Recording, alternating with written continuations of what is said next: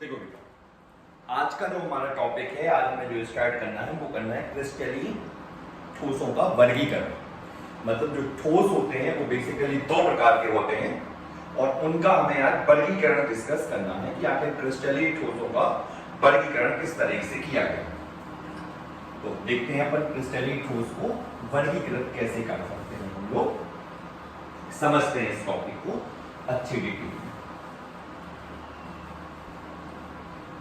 देखो,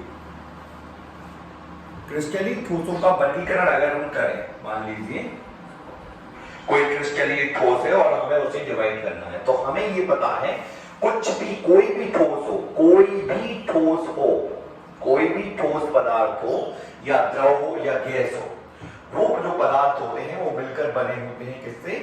छोटे छोटे कणों से। छोटे छोटे कणों इन द सेंस आयन, उसमें आयन भी हो सकते हैं। जैसे मैं बात करूं नमक की,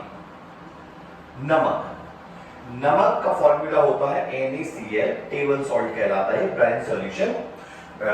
इस नमक में ढेर सारे Na+ आयंस होते हैं और ढेर सारे क्लोराइड आयंस होते हैं। अब नमक के अंदर ढेर सारे Na+ आयंस हैं, ढेर सारे Cl- आयंस हैं और ये एक दूसरे को अट्रैक्ट करे हुए हैं। इस तरह से अट्रैक्ट कर रहे हुए हैं कि क्रिस्टलाइन सॉलिड्स का फॉर्मेशन हो जाए, मतलब क्रिस्टलीय ठोस बन जाए। तो जब इनका क्रिस्टलीय ठोस जो होगा, जो नमक का टुकड़ा होगा, उसमें ढेर सारे Na धन आयन होंगे, ढेर सारे Cl ऋण आयन होंगे और ये आयंस एक दूसरे को आकर्षित कर रहे होंगे और इस तरीके से आकर्षित कर रहे होंगे कि इनके बीच में केवल वाइब्रेशन हो रहा होगा।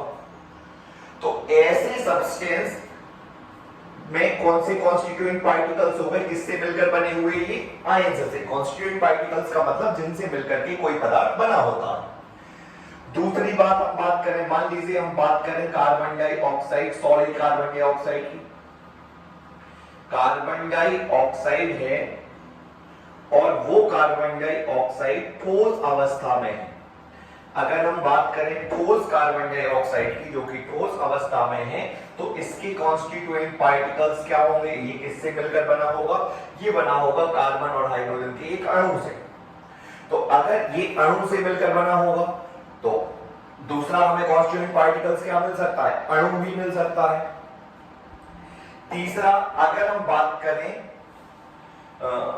लोहा की, लोहा भी ठोस होता है, तो लोहा किससे मिलकर बना है? आयरन, Fe के ढेर सारे एटम्स मिल गए होंगे और इसमें लोहा है, यानी इसकी कॉन्स्टिट्यूएंट पार्टिकल्स अगर आयन हुए तो इसके क्या हुए? अणु हुए।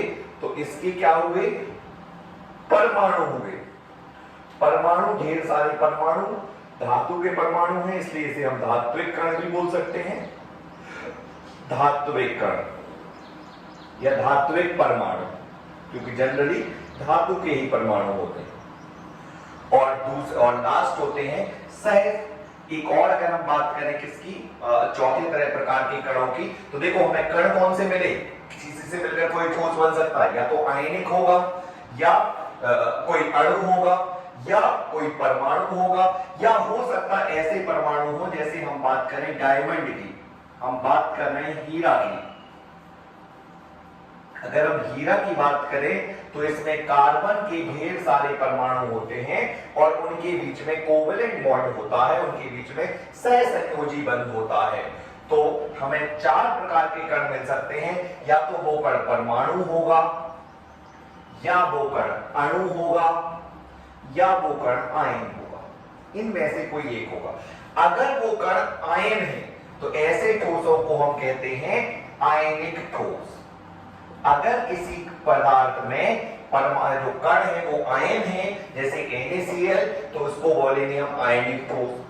अगर कोई अणु है तो उसे बोल देंगे हम आणविक ठोस, आणविक ठोस। अगर कोई परमाणु है तो उसे बोल देंगे हम, परमाणु अगर धातु का है तो उसे बोल दोगे आप धात्विक ठोस, धात्विक ठोस। और अगर कोई अधातु का परमाणु है और उसके बीच में सहसंयोजी बंध है तो उन्हें बोल दोगे आप सहसंयोजी ठोस। यानी जो क्रिस्टलाइन सॉलिड हो गए, यानी जो क्रिस्टलीय ठोस हो गए, वो चार कैटेगरी में डिवाइड हो गए।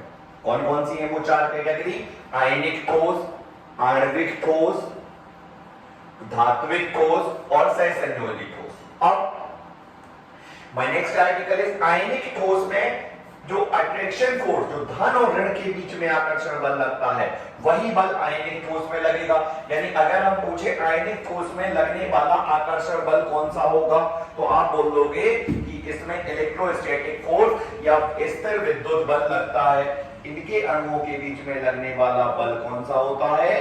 स्थिर विद्युत बल, या इसी को आप बोल सकते हो कूलाम्बिक बल, क्योंकि स्थिर विद्युत बलों की खोज कूलाम्ब ने की थी।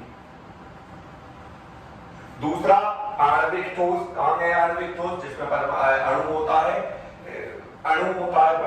और अणु बड़ा होता है, जैसे कार्बन डाइऑक्साइड। तो अणुओं के बीच में जो लगने वाला बल होता है वो कौन सा बल होता है? वो होता है वान डेर वाल्स बल। तो इनके बीच में लगने वाला बल कौन सा हो जाएगा? वान डेर वाल्स बल। अणुओं के बीच में लगने वाला बल वान डेर वाल बल हो जाएगा, वान डेर वाल्स बल। तीसरा धात्विक ठोस, धात्विक ठोसों के बीच में लगने वाला बल धात्विक बल, धात्विक बल। और चौथा है सहसंयोजी ठोस, इसमें कौन सा बल लगेगा? सहसंयोजी बंध ही होते हैं इसमें, सहसंयोजी बंध। तो ये तो था 4 प्रकार के होते हैं आयनिक क्रिस्टलाइन सॉलिड्स, या क्रिस्टलाइन सॉलिड्स को हम बोलते हैं क्रिस्टलीय ठोस, और उनमें अणुओं के आधार पर 4 प्रकार के, ये उनमें बल लगता है। आयनिक ठोस का हम उदाहरण लें तो इसका उदाहरण हो सकता है NaCl। आणविक ठोस का उदाहरण हो सकता है dry gas, dry ice, solid carbon dioxide कहलाती। इसका हो सकता है उदाहरण आयरन, कोबाल्ट, निकेल, कोई भी धातु, गोल्ड। और सहसंयोजी का हो सकता है डायमंड। ये इसके एग्जांपल उदाहरण हैं। तो ये है हमारा इसका डिस्क्रिप्शन आयनिक ठोसों के, सॉरी क्रिस्टलीय ठोसों के प्रकार। बहुत बहुत धन्यवाद।